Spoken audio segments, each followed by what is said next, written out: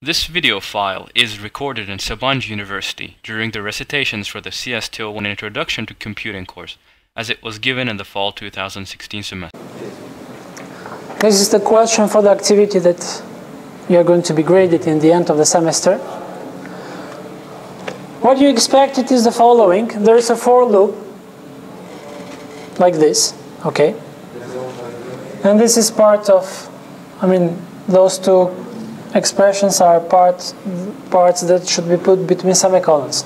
What if I do the following thing? I take this part here,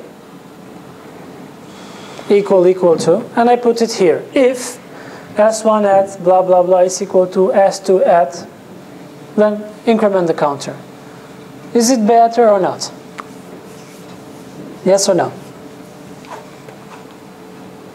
Again, did you understand the question? Okay, this is for the activity. Again, I think one of your friends, it was you I think, you were expecting an if clause here. So we have the for loop, and you say if characters match, increment the counter. So you basically, you were expecting this part here in red, emphasized in this red box, to be put here as a if clause. So we start from 1, we increment the counter, the I in each iteration, and we go up to the minimum, okay? If the corresponding characters match, then increment the counter. Is this what you expected? We start from the end, okay? If the corresponding characters match, and we check it here, we increment the counter, and here we put only this stuff here. We go up to the minimum of the two strings, minimum of the length of the two strings. So is this better for you or not? What do you think? Is this correct? Logically. Yes or no? And why? It is. Are you sure about that? Let's say a mismatch occurred at the 9th character, for this example here that we saw. So this is going to be true. We are going inside. 9th character is a mismatch. But what did I say? We should stop. No, not for the complex class, but for return. For what? For return, you can place an if function. Here, for return. No. I mean, we are putting a Yes. function above count, right? We should return this count here, which tells how many characters are the same. That's not correct. That's not correct. This is what I'm trying to say. If we put it here, what we are going to count is the number of matches in those two strings, no matter whether they are sequentive matches in sequence without interruption or not, okay? So that's why we put it here, one of the reasons. This is one. 2, yeah, you could put, we should stop immediately when there is a mismatch, so you can define another variable and say if there is the first mismatch, then check it, and first mismatch is equal to false, or is equal to true. If a first mismatch occurs, then go out. But instead of doing that, we did this one, okay? Otherwise, if we didn't write it here, then if it was checked here, inside the for loop, okay, then we were going to count with this for loop here the number of matches only. Not the matches in sequence, but the matches, okay, which is not what we are looking for. So it would have been a good, I'm saying in parentheses, in quotation marks, a good logical mistake. And those kind of mistakes often happen, okay? If you put it here, you are doing something different. If you put it here, it's something different again. Now let's go with 3 more examples.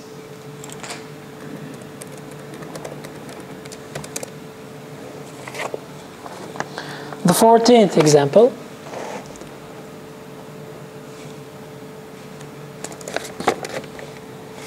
Why is this guy not working?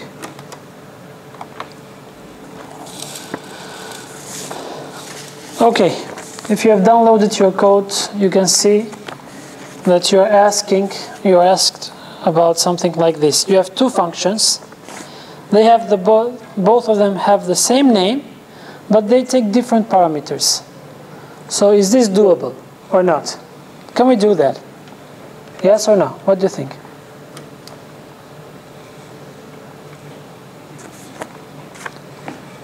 So let me erase this stuff here. You didn't have any question about this one. And my question is the following.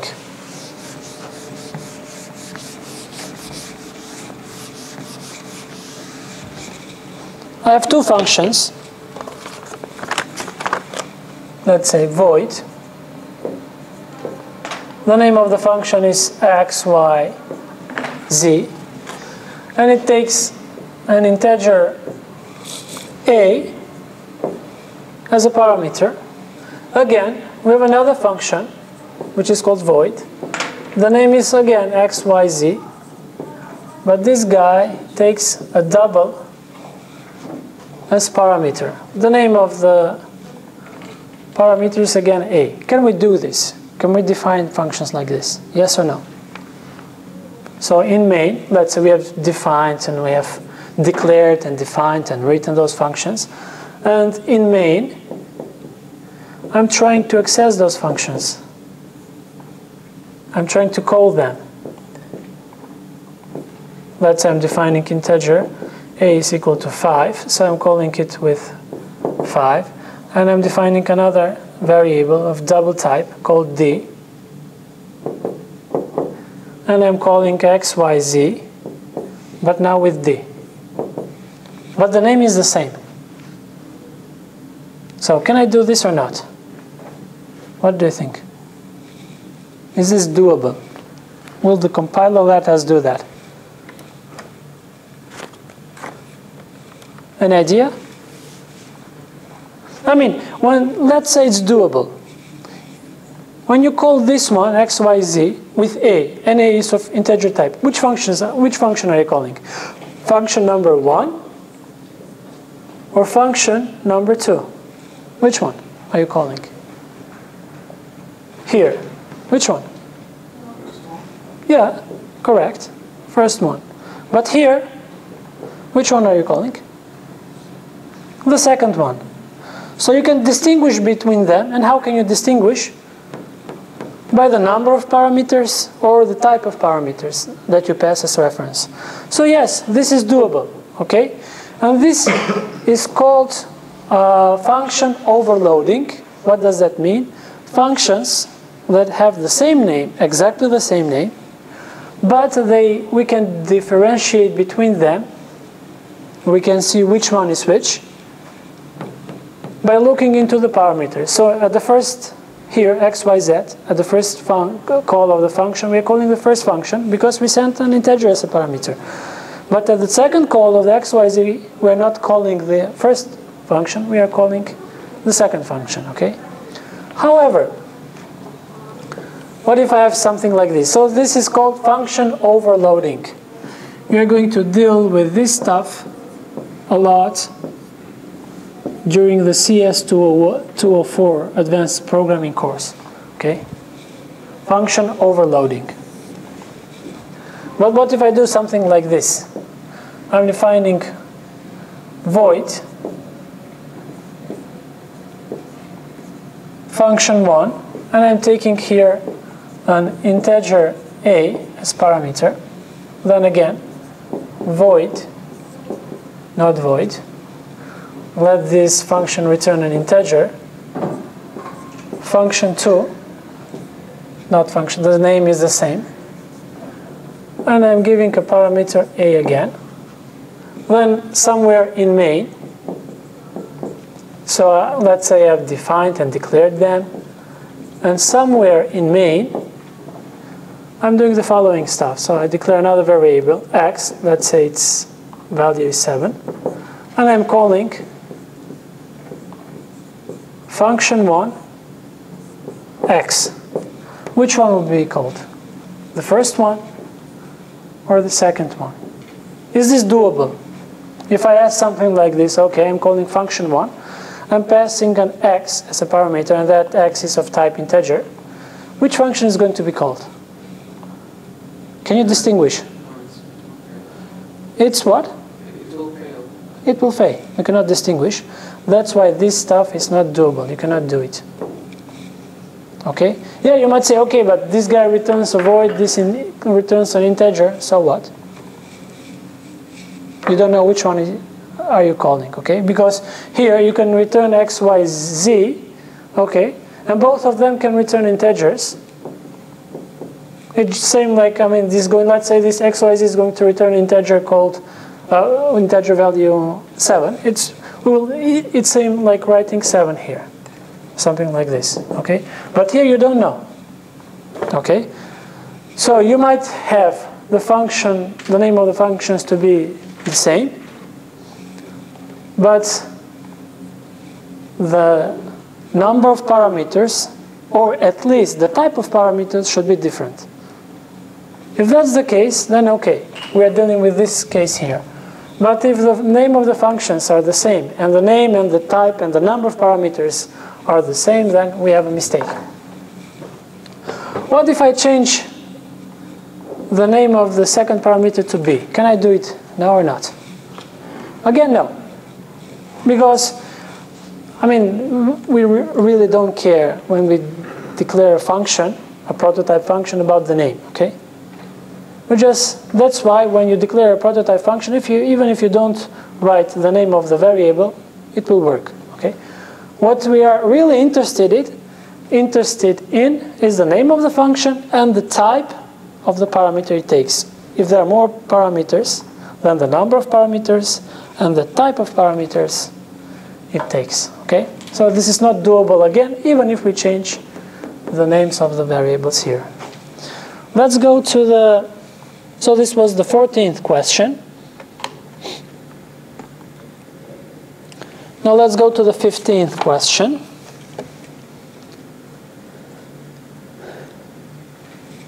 You remember the dice class, okay? And I urge you again to write in your cheat sheet the dice class. You might do something similar. So this is the dice class. This is the constructor. Roll, if you throw the dice, it returns an integer number between 1 and 6 if the number of sides is 6, if we're dealing with a cubic dice, ordinary dice that we are used with.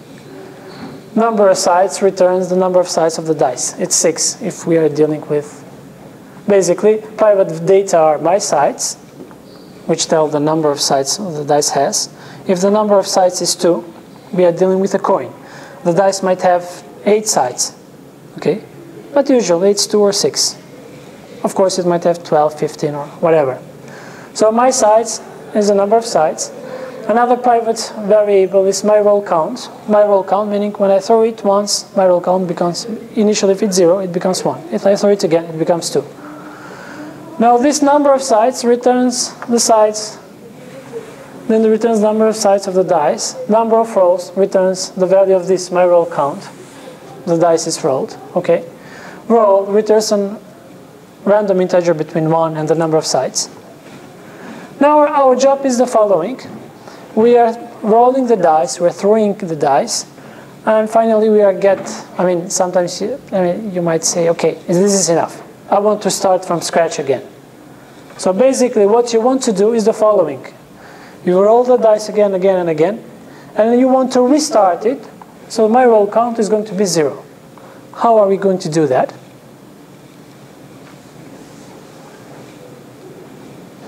Basically, you should add another member function that is going to do that. And how you add a new member function? At the definition of the class, you remember you have the point H file and the point CPP file. At the header file, usually you declare the function, okay? And in the CPP file, you define it, what it's going to do. So your job will be the following, to add a new member function here, and then define it, declare it here, declare it, and afterwards define it, write the member function that is going to set the my roll count to 0, to reset it basically. Yeah, this is the header file, yes. I mean, how can you distinguish? It's very easy because you have here semicolon. Yeah, okay. Just the name of the function, parameters. If you have the definition of the function, it's the CPP file. That's why we call those prototype functions. You still don't know what they're doing, but you know what's their name and parameters, and what are they returning.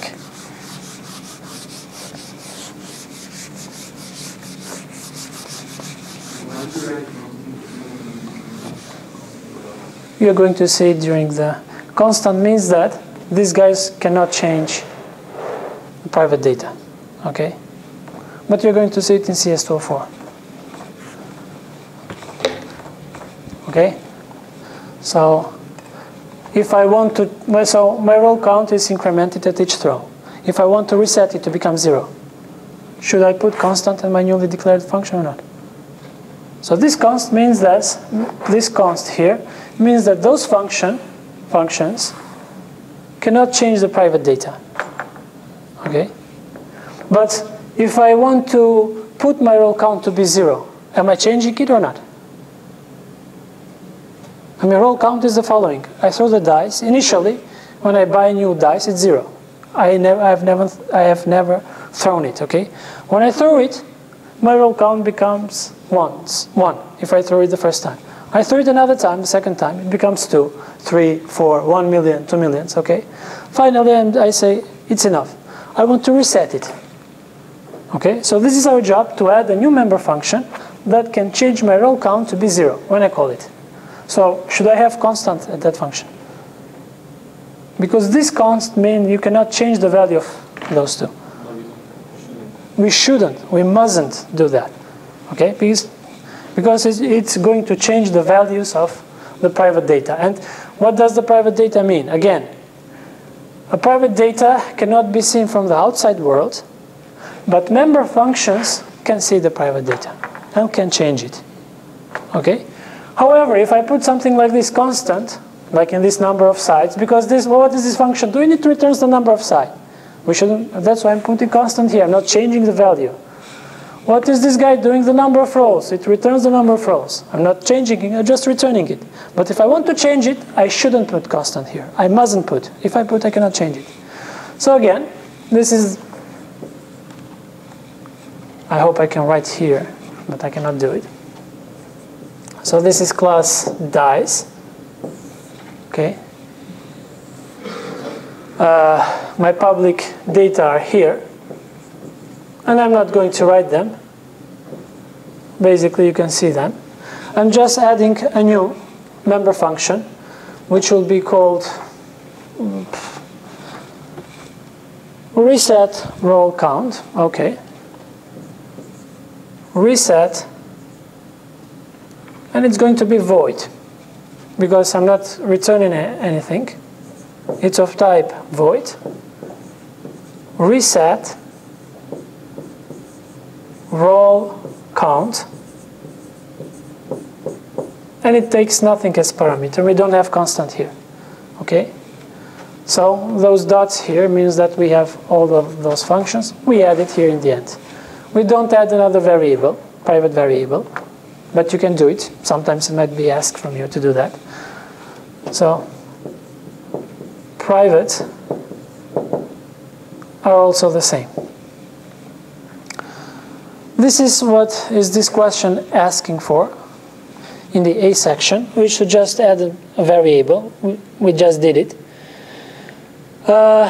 B, is reset call count member function an accessor or mutator?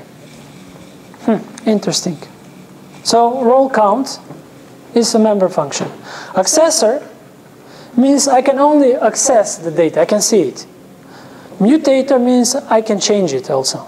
So roll count can just only see or change the value. What do you think? Change it. What about the number of sites function? It's a member function, but does the number of sites change any private data here? No, so it's accessor only.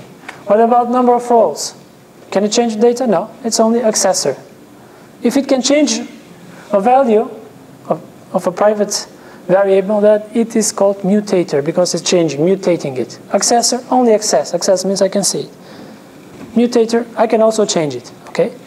So Number of sites and number of rows, that's why we have here constant. How would you differentiate between mutator and accessor? If it's a constant, that means it can only access values of private data, meaning that it's accessor.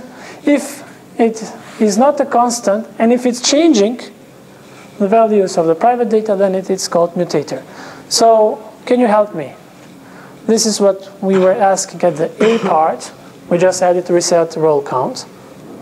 At B part, this reset roll count member function accessor mutator. We saw that it's a mutator because it's changing the private data, not only seeing it. And on the C, write the implementation of reset roll count. How are we going to write it? Now this is the header file. We're going to the CPP file and write only the definition of this function, member function, that we have just declared. So how are you going to do that? An idea? Do you remember how it was done?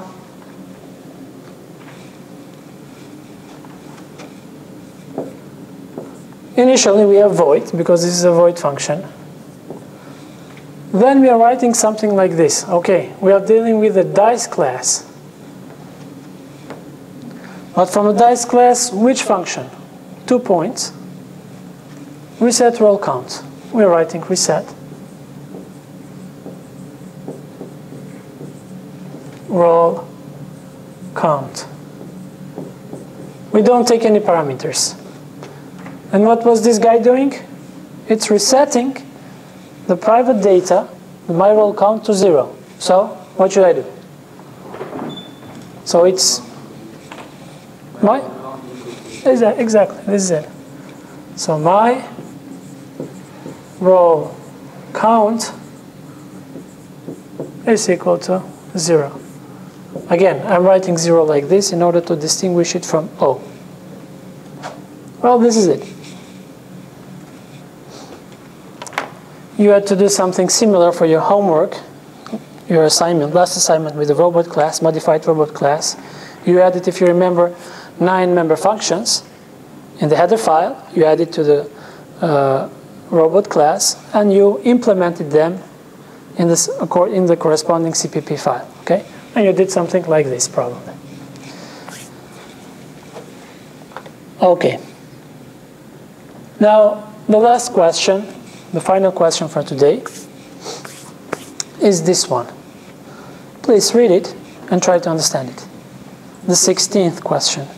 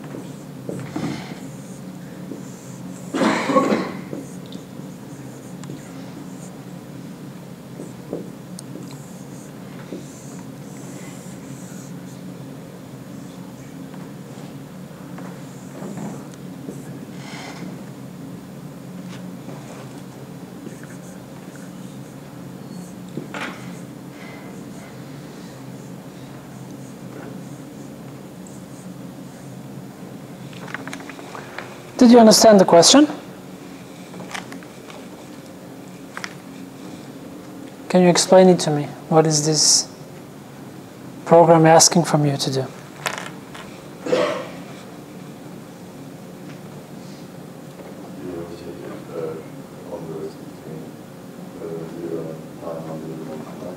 Yes.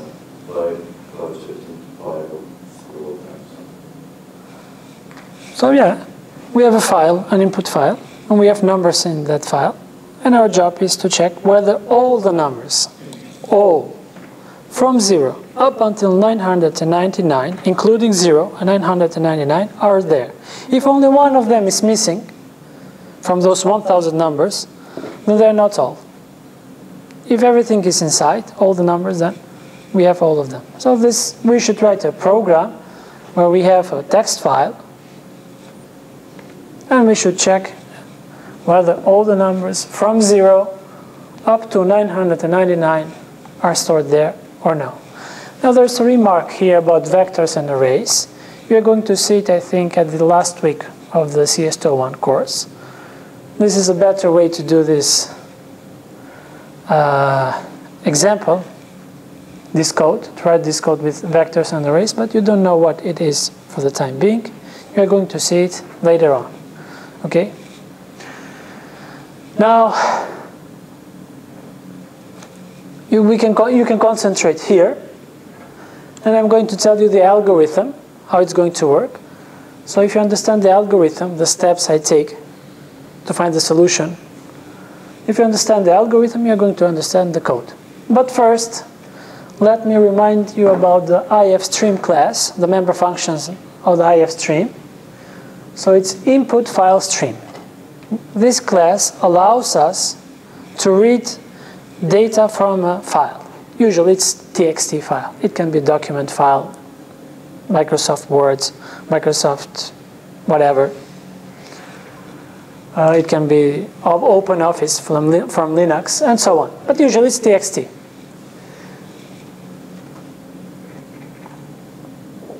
One of the member functions is the open function.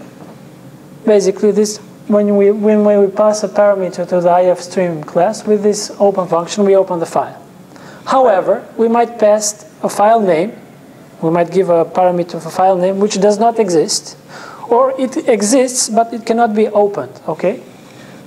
So if it cannot be opened, if there is a failure while we are trying to open the file, then there is another function which is called failed. This failed returns, as you remember, true or false. If it fails to open the file, it returns true, meaning there was a problem, I could not open it. So first we try to open it, and then we check whether we have failed or not. If we have failed, of course we cannot read it, because it doesn't exist, because the hard disk is broken or whatever. Okay. There is this operator, input stream operator. You remember what we were doing with this one? With this one, we could take, how can I say it? We could take the content of the input file we were given one by one as words. Okay? So if I start in the beginning, if I use this operator, stream input stream operator, with one iteration, I take one word basically. I take everything which is between two empty spaces. Okay, so if I start in the beginning, I take 5. If I use it again, I take 7. If I use it again, I take 99. Okay, I use it again 1, then 2, then 0, then 327. If I have 1000 characters between two empty spaces, this is going to return those 100,000 characters or 100 or whatever characters. Okay, so I'm taking words. I'm taking the data here one by one. Clear. What is this doing? It's doing the same thing as we saw in C. Namely, if I'm trying to take, I'm expecting an integer, but I'm taking a string, then clear will be set to. I mean, there will be a mistake, and I cannot use this operator here because this is same like C. Okay, and this clear enables me to clear the flags as we saw like 2 hours before, and I explained it. So I can continue using the input file stream operator. And finally, sig G. Very often, I look for a certain occurrence of a certain character, certain pattern, certain word, and I go to the end. Then I start from the beginning, and I take words one by one and go to the end again from the beginning, and so on. So this sig G enables us to start from searching the words we are looking for, patterns, characters, or whatever, from the beginning. Again, when we start, so this is my head. Well, if I open it, if there's no failure, if I'm trying to take words one by one, and how are words differentiated between them? With empty spaces. So there's one empty space here, one empty space here, one here, and so on. If I use this operator, I'm taking one word. Again, if I use it again, so I might say, while you're, and you might remember, in the end there is something called end of file. This is a special character. And I might use a loop telling that if I'm not in the end of file, take the words separated by empty spaces one by one. Okay? So I'm using this one, operator. I'm taking it. I'm taking another one, another one. If I go in the end and I want to start from the beginning, I use sig G. So how is our algorithm working? Any questions? Can we change the parameter of sig? Yeah, you can change it, of course. You can go in the middle. You can go directly to the end. But if you put 0, it goes to the first index, okay? So you can change the parameter. Sig G, 0, makes, it's kind of integer parameter, makes us to go to the beginning of the file. We can go to the end of the file, we can go to the middle of the file, and so on, okay? But usually, in this code, in the scope of CS201, you are going to use sig G with 0 as parameter, okay? So, again, what are we trying to do in this case? We have an input file, and in this input file, I forgot to tell you, by the way, that there is a new line here, but we don't see it. Okay, this is a character. We write it like this with a slash and n, but this is taken as one character. Okay, from the compiler. Again, we have an input file. Let's call it input.txt. In this input file, we have a bunch of integer numbers. And our job is to see whether we have all of the integer numbers from 0 up to 999. So how are we going to do that? I'm going to tell you the algorithm. I'm defining two variables. One of them is called allFound, and one of them is found. AllFound is true.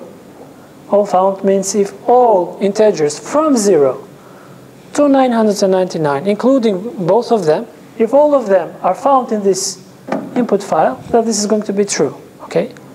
But in order to make sure that this guy is true, I have to check characters one by one, okay?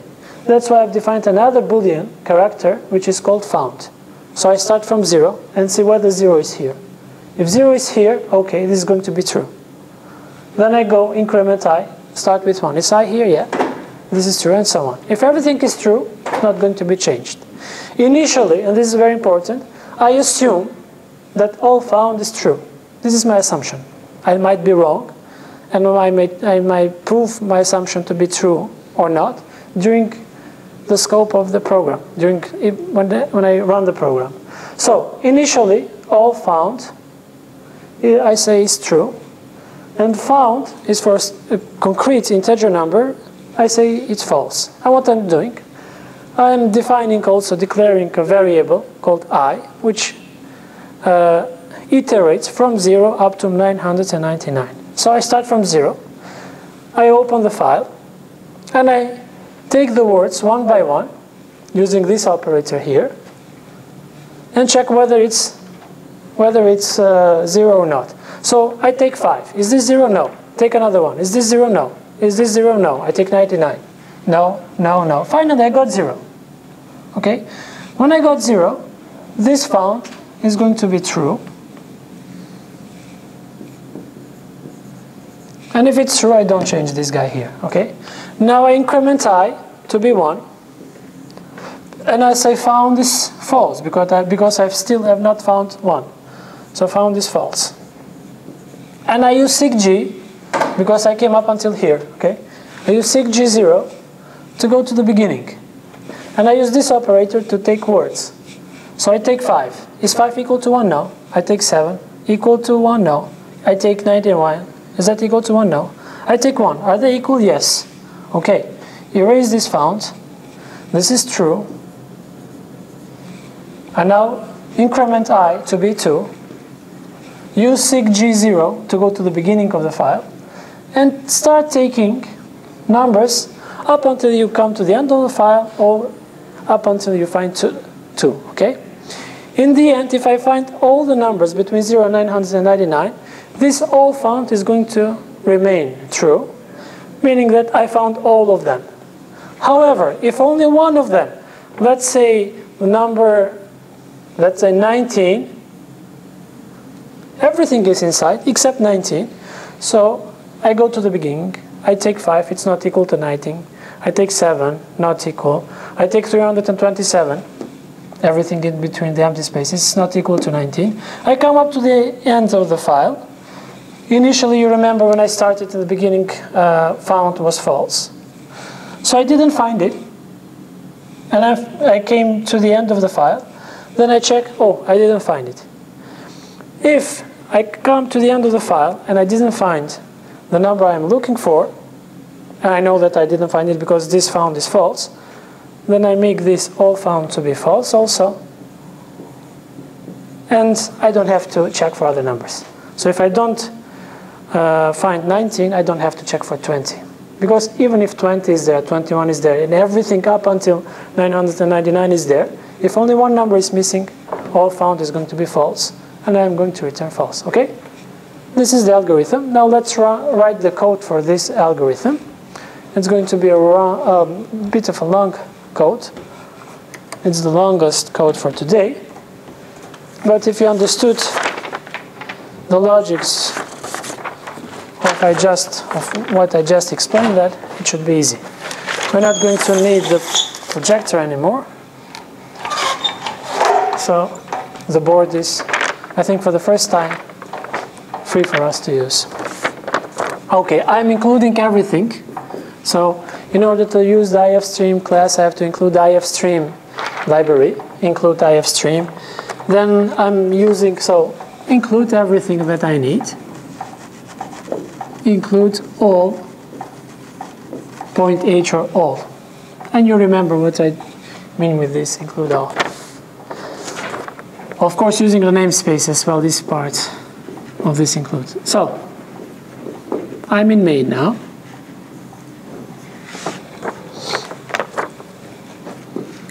I define a variable called num. And this num is the following stuff. So when I take initially one variable, let's say I'm taking 5, and I'm comparing 5 with I. Are they equal? No. Take another one. So I'm taking 7, and I'm putting